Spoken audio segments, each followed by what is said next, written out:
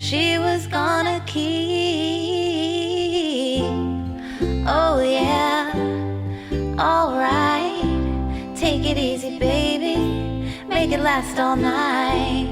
She was an American girl. This is Deborahcratic, a podcast where we sit down with everyday Americans and hear their extraordinary stories. I'm your host, Deborah Drucker. Come along with me as we discuss those things that we were always told not to talk about: politics, religion, and more. I promise you'll be inspired and have your mind opened by the end of this episode. Well, it was kinda cold that night. She stood alone on the balcony. Yeah, she could hear the cars roll by out on 441, like waves crashing on the beach. Hello, everyone, and welcome to Deborahcratic. Today on Deborahcratic, we are going to meet the lovely Elle Quintana. Elle is a creative director, a strategist, and a photographer. She is committed to telling stories of all communities and has helped brands increase the diversity of their imagery by challenging the status quo of who gets to be in front of the camera. She is an Angelino, a graduate from UCLA's School of Fine Arts, a writer, a traveler, and as she says, a late-night talker. Let's find out how this Afro-Latina American woman came to be the creative and compassionate person that she is. Hello, Elle. Hello, how are you? I am good. How are you? I'm doing well. Thank you for having me. Thank you for joining us. I want to talk to you about how you became the compassionate and beautiful person that you are. I know you live in LA right now, but where are you originally from? I was born in LA. I was born in the Valley. I grew up in an area known as Pacoima. I often tell people I grew up in an area so poor that it hasn't yet been gentrified, which is a good way of kind of explaining that it's an area that isn't quite anywhere, but it is Los Angeles. And who did you grow up with in Pacoima? So we grew up in a pretty tight household. It was my mom, my dad, and my grandmother, as well as my siblings. And what is the makeup of your siblings? I have 2 brothers and 3 sisters. My dad is Japanese and white, basically he's Japanese and Spanish, and my mom is Afro-Latina. And yeah, so from here, but from a little bit of everywhere. Was that a happy upbringing? It was an upbringing that had its ups and downs. And I think like many people who grow up in an area where they understand kind of the politics of what it means to be poor and what it means to be brown from a very young age, there's always a bit of struggle that comes with that. Wow. And what was that home life like? Both of my parents are extremely interested, extremely curious people. However, my dad, when we were growing up, was a diehard liberal and my mom was a conservative. And so we grew up in a house full of like complete opposite points of view. And it was always a lively debate. It was always a question of, well, why do you believe what you believe? And to kind of really understand and investigate those beliefs. There's a lot of talk. We're a family of talkers. All right. Being the eldest of the kids, were you kind of like the one that they all looked up to and ran to when they needed support, or mom and dad were being a little tough on them? Yeah, so I've always been the kind of like the intermediate between like the parents and the kids. And there's a pretty big age gap. So me and my 2 brothers were really close in age. And then my 3 younger sisters are much, much younger. And that's kind of how they planned it. Okay. And now, being that you are of mixed race, did that ever cause any roadblocks or make you feel less than others? I would say it's a little bit more like when you're mixed, you don't have a place you belong. So you're not quite one thing and you're not quite another. And you find yourself searching for, where is that identity that I can find myself as? And it wasn't until I was in my 20s that I finally had to have like a come to Jesus moment, as they say, and be like, I am what I am, and I'm a little bit of this, and I'm going to celebrate that part of me, and I'm a little bit of that, and I'm going to celebrate that part of me. And within that cultural mix, kind of had to find my own feet. However, as a brown woman in society, you're always perceived first as what your skin color is. And I can't hide that. I'm not, unmelanated. And so you're kind of always dealing with what people's judgments of you are before you actually have a chance to say anything. The amount of times that people have asked me, well, where did you learn to speak English so well? Huh. And I went to private schools and played classical violin. Like, I grew up speaking English primarily, and Spanish was very secondary in our house. So English was your first language. Mm-hmm. And so you are an American girl. Mm-hmm. And how many generations on your paternal side? Just one. My dad was born in Japan. And your maternal side? 4. We're 4th generation Los Angelinos. Wow.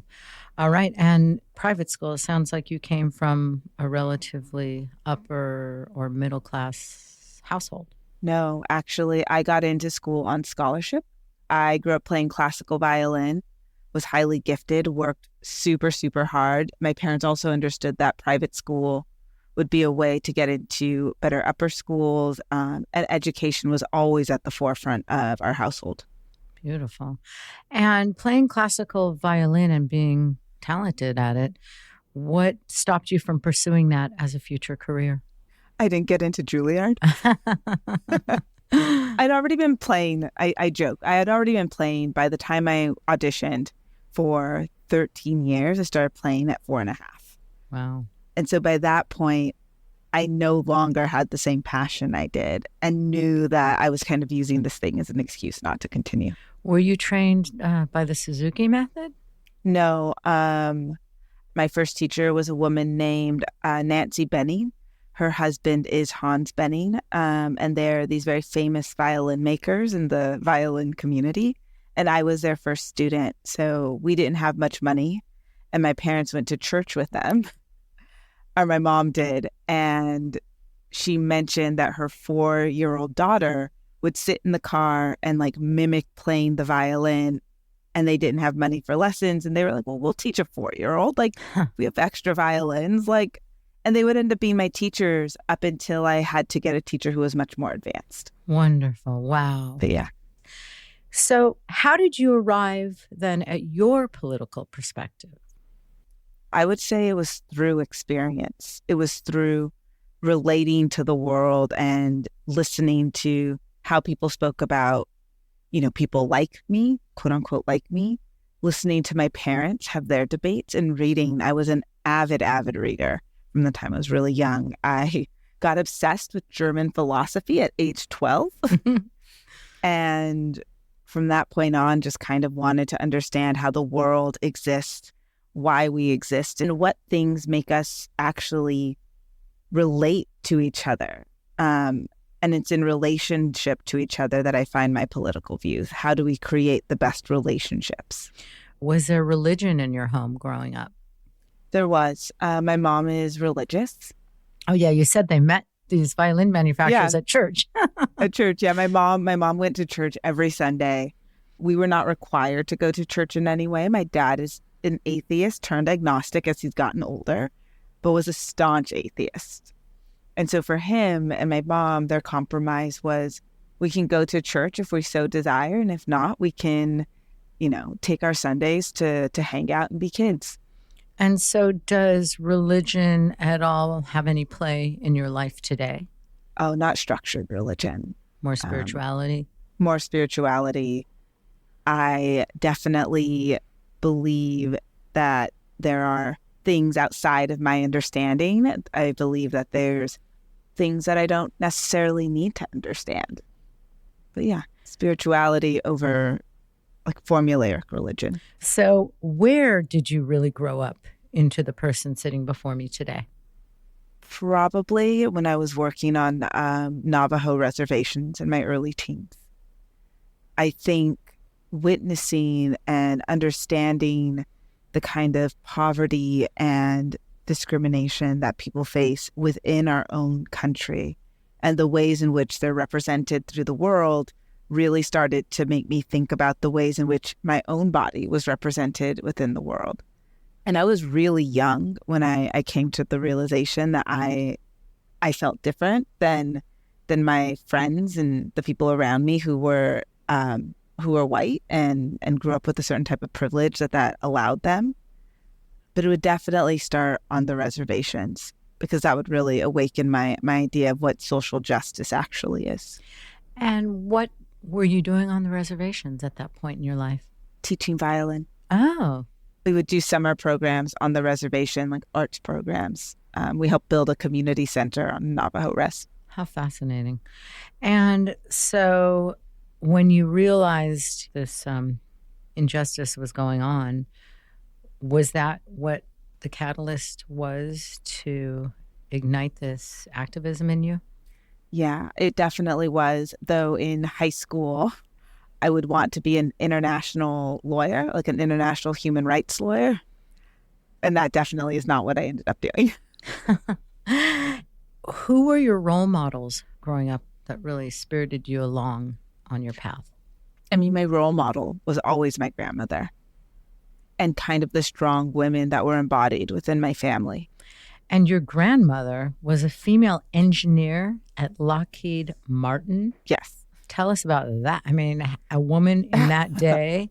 So back in the day, when you would work in a factory or in one of these locations, they would have like job boards, I guess. And they would have like programs you could take to advance your career. And so she would end up, she would be a single mom. And she would be in working and she'd be like, actually, I'm going to take that program. I'm going to take this program. And she was part of a union. And that union allowed her to move forward, to become more educated, to take on different types of projects. And through that kind of self-improvement, she was able to get to where she is today. What year do we think this was? What, like probably the 50s? It would have to be like the 50s. A woman in the 50s becomes a female engineer at Lockheed Martin, and she's a person of a brown tone. Yeah. So I can't imagine that would have been easy. So She must be a real go-getter. Oh, always. And from what I understand, your biggest champion. Always. Has always championed me, has always been the type of woman who, when I had doubts on not who I am or why I'm doing what I'm doing, she's always been like, you have a vision and you're going to follow that vision. And I'm going to be here to support that. You don't need to follow a path that everybody else has taken. That's amazing. And is she still with you? She is. Oh. She's turning 97, I believe, this year. Wow. Bravo. Yeah. Wow. And okay, so when you were coming up, it seems like your initial focus was obviously community activism and social justice. Also, you were an aspiring photographer, is that? Yeah. So I started in fashion when I was 16. I knew I wanted to be in fashion. And it was in that kind of recognition that the world that we kind of consume, from television to fashion to media, is actually how we perceive value, became how I started to enter the world of photography. I was like, if I can make the culture, I can shift the ways in which we value the bodies that exist around us. And so that's why I would go to school for fine art. I would take work in fashion with the idea that the goal would be to shift the waves of culture through media. Okay. And what are you doing today? I'm currently a global senior art director.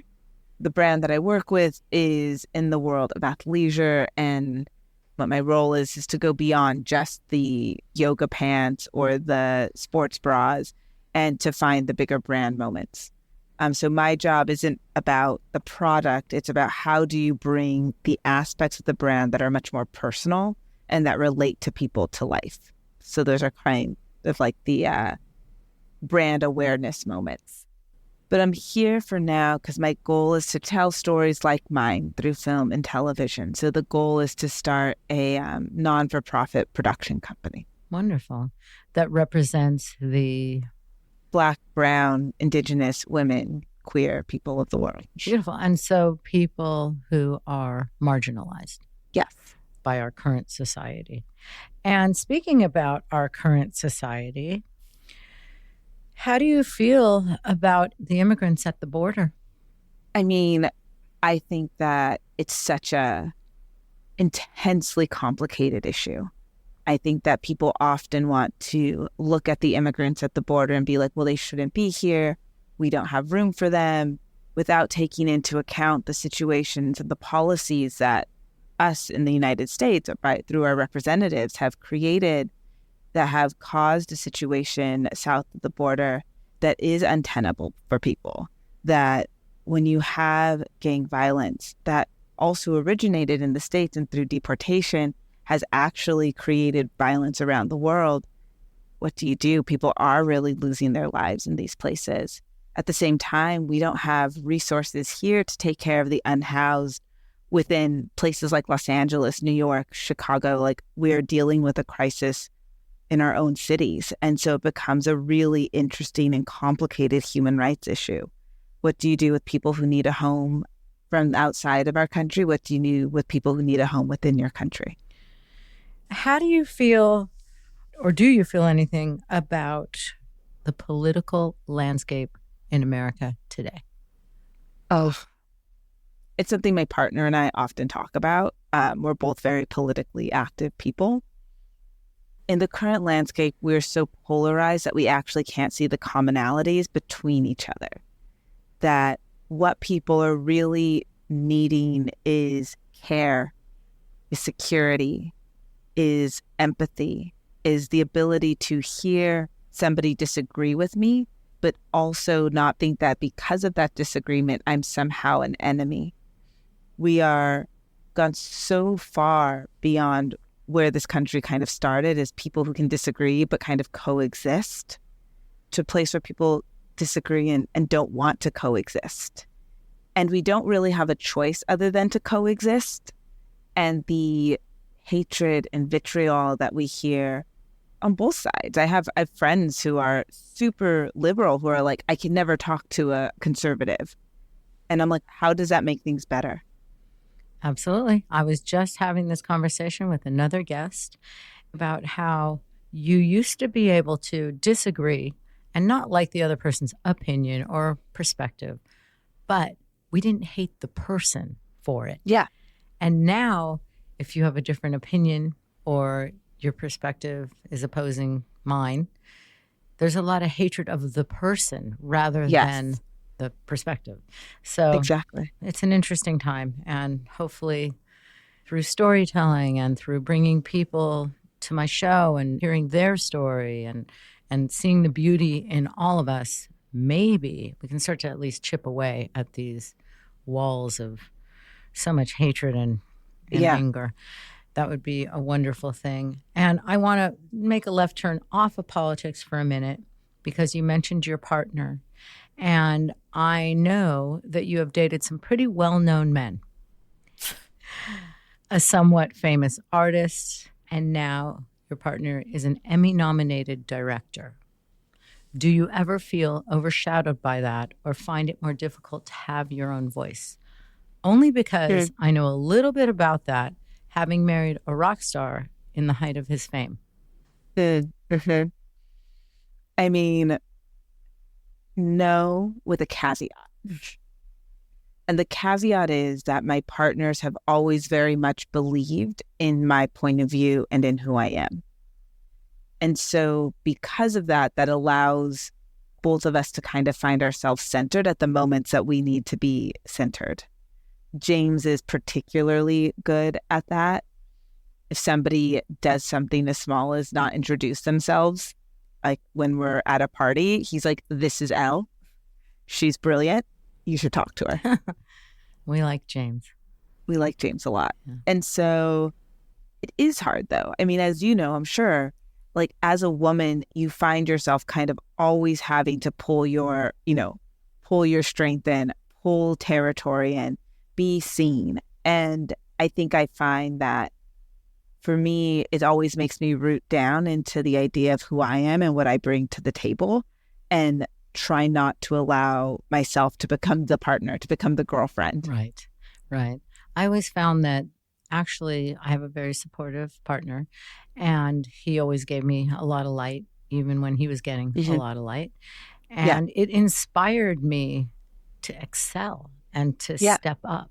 Never caused me to feel like crumbling and just being, the wife of the guy or Yeah, the little. girl, the lady in the background.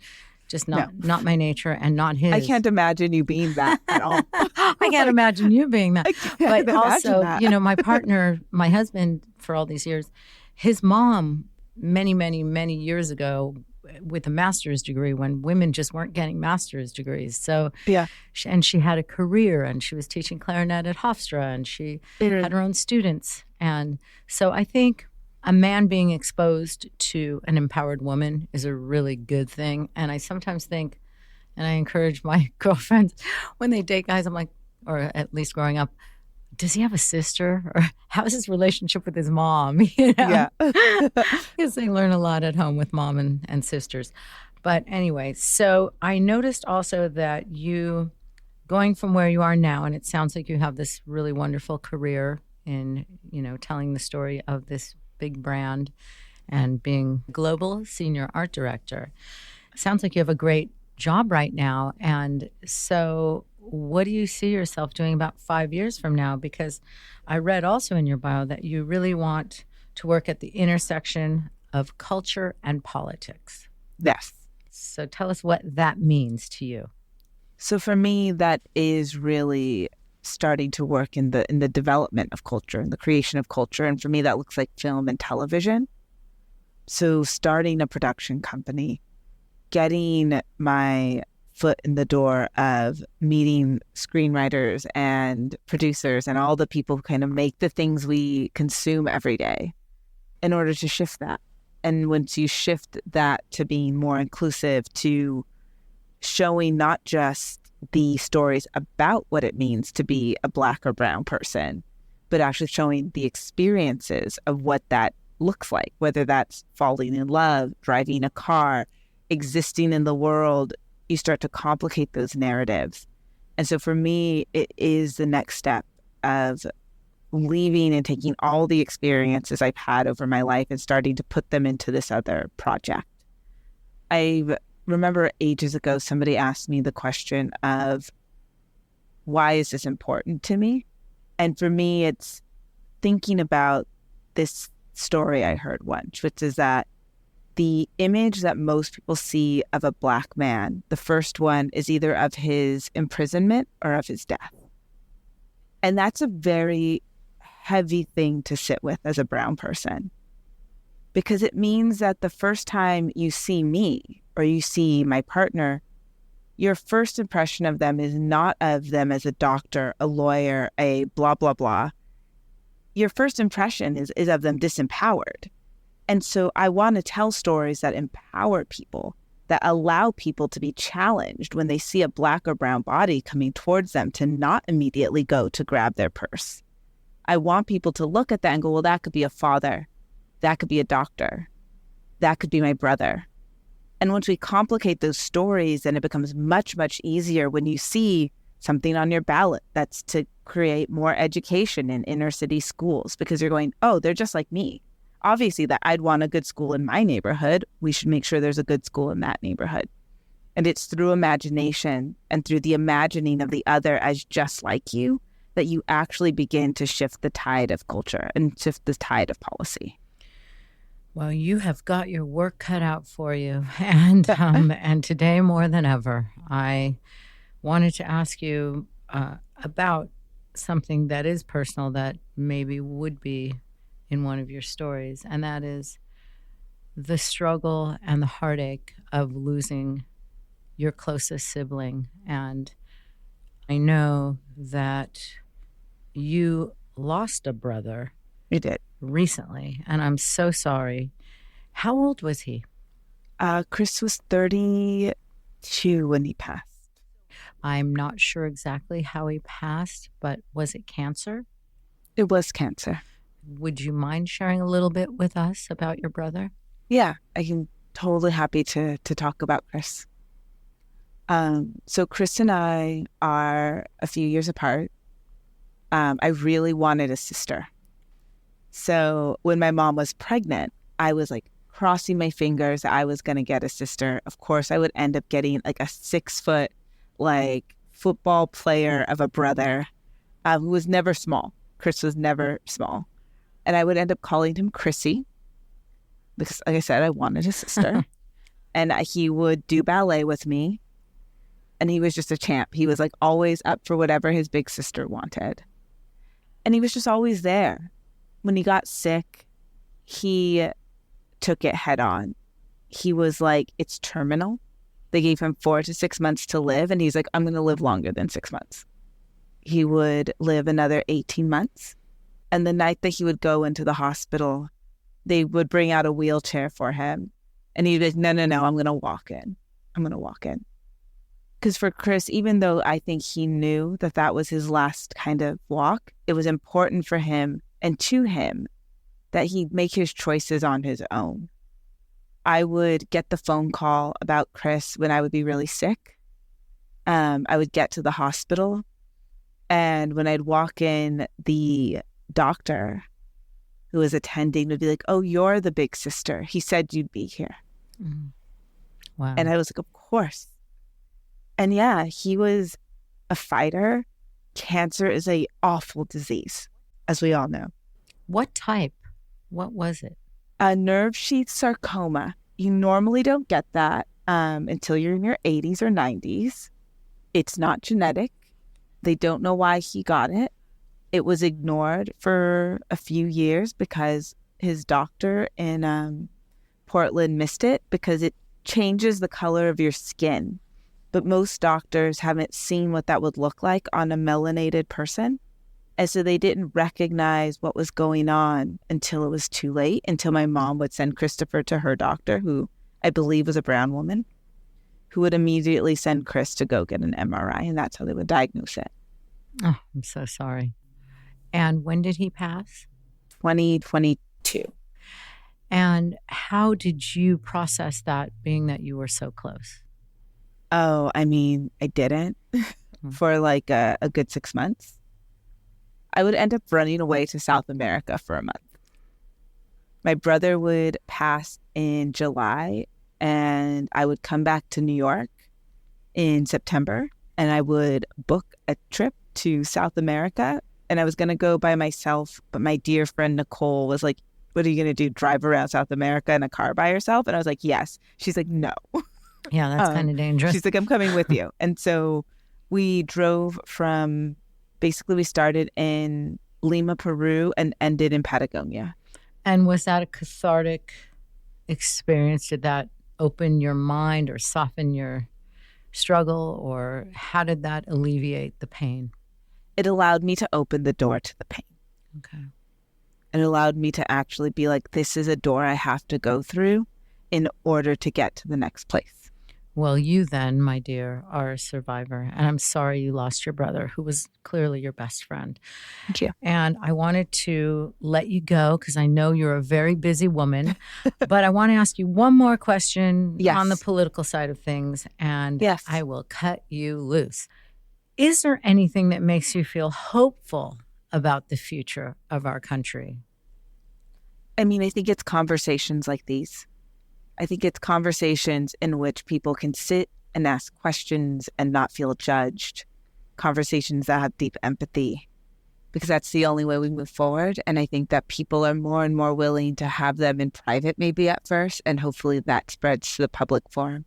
Well, you certainly fulfilled my objective today of exposing the beauty in others. And you are such a beautiful soul. So I honor your time, and I am grateful for this conversation. Thank you. I'm so happy to have been on, and thank you for inviting me. This episode of Deborahcratic was hosted by me, Deborah Drucker. It was produced by Lee Rocker with co-production and editing by Gideon Brower. Our amazing music was performed by Amy Nelson and Kathy Guthrie of Folk Uke. Be sure to rate and review this episode wherever you listen to podcasts. For more Deborahcratic, check out Deborahcratic.com and our Instagram at Deborahcratic. That's DEBORAH Cratic, like Democratic. Until next time. Political is personal, so let's talk about it